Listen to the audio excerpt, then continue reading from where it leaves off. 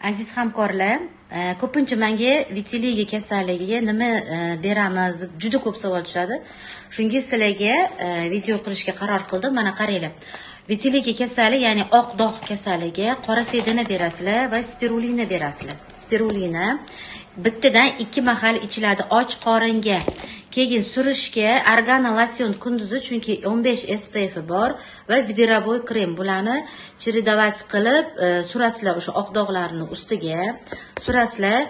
Yo, men tezroq effekt olaman desanglar, sizlar yana qo'shimcha olive ekstrakt berishingiz mumkin va lavanta kapsulasini ham qo'shishingiz mumkin. Mana shu 4 ta badimiz va 2 ta kremimiz vitiligo, ya'ni oq dog'lar kasalligidan Xudo xohlasa yaxshi yordam beradi va Ersax kompaniyasini gellar dushalari, shampunlari, zubnoy pastasi va poroshoklarini ishlatish kerak. Chunki beskimiya mahsulot ishlatish kerak.